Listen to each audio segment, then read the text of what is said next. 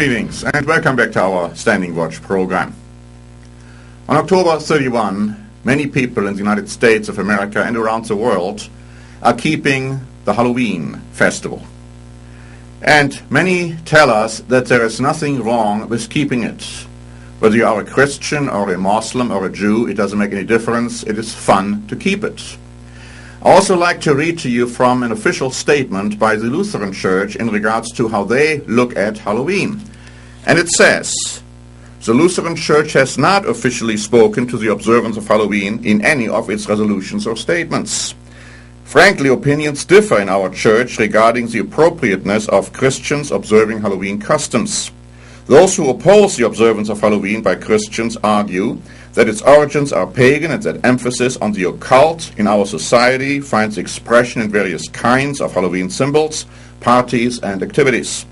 Others argue that, generally speaking, current Halloween customs have little to do with pagan roots in the minds of most, and that there is no harm done in permitting our children to enjoy such customs. So the Lutherans' position actually is that they don't have a position. But what about you? How do you feel about Halloween? What about those customs? What about those practices? Where do they come from? Did you ever ask yourself that question? I'd like to read to you from an article which was published in the Encyclopedia Britannica in 1953, and that is what they had to say about it. The occasion shows clear connections with the religion of the Druids in pre-Christian Ireland and Scotland. The Celtic year ended on October 31, the eve of Samhain. Now actually you spell that S-A-M-H-A-I-N, but you pronounce it Samhain or something like that. It's an old Celtic word. And it was celebrated with both religious and agrarian rites. For the Druids, Samhain was both the end of summer, that's actually what the word means, end of summer, and a festival of the dead. The spirits of the departed were believed to visit their kinsmen in search of warmth and good cheer as winter approached. Divination and auguries for the new year were practiced at Samhain. Let me also say that if you do just a little bit on research on the internet, you'll find that practicing witches today make it very clear that they keep Halloween as Samhain. Halloween is known as Samhain. The question whether Halloween is something different from the old ancient custom of Samhain isn't even being asked. It is taken for granted that the both are the same. Let me continue reading from the article of the British Encyclopedia.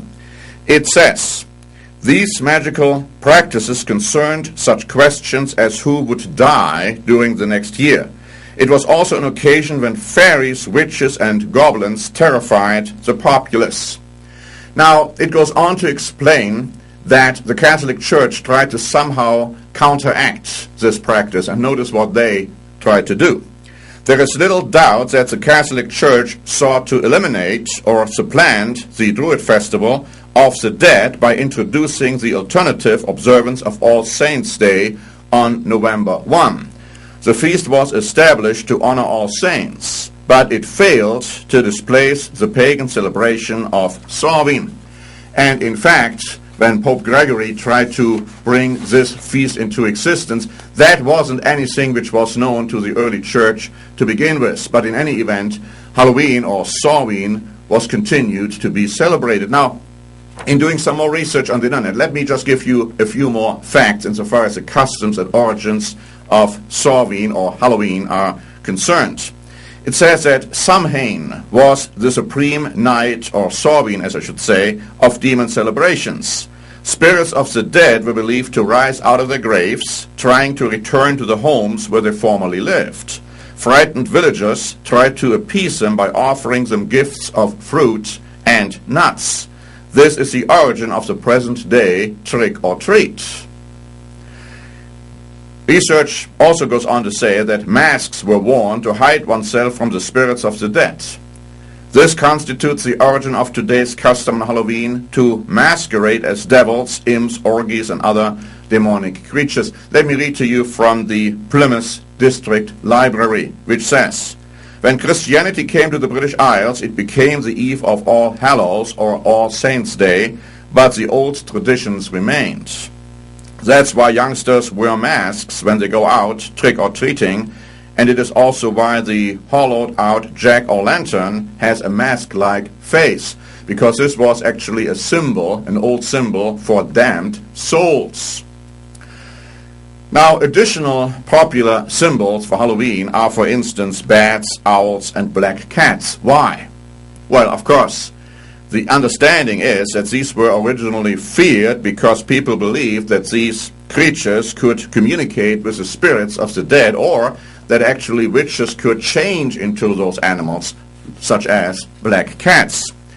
Now, what about the idea that today all of this is past and gone and we don't have to really worry about original concepts because today it's just a lot of fun? Well, let me just say that the danger is that we teach our children that kind of practice is harmless. And then we get to the point where recently a comedian on a televised MTV award show publicly prayed to Satan and invited the audience to pray to Satan with him, and some of these stupid people did, perhaps thinking it's just fun.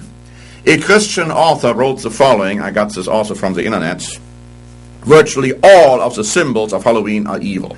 Witches, monsters, orgies, vampires, ghosts, ghouls, goblins, devils, and demons all portray evil. When America and the world celebrates the festival of Samhain and the powers of darkness by masquerading as evil creatures or decorating our homes, schools, businesses, and churches with occult symbols, satanic power is glorified. When Christians participate in Halloween, it sends a message to children that witchcraft, demonism, Satanism, and the occult are something fun, entertaining, and harmless. What's wrong with Halloween, this author asks? It doesn't have even one single redeeming value. It is a custom born out of pagan superstition. It is a demon-inspired, devil-glorifying, occult festival. It is an evening holy unto evil, death, and divination. And those witches who celebrate Samhain today, they make this point very, very clear.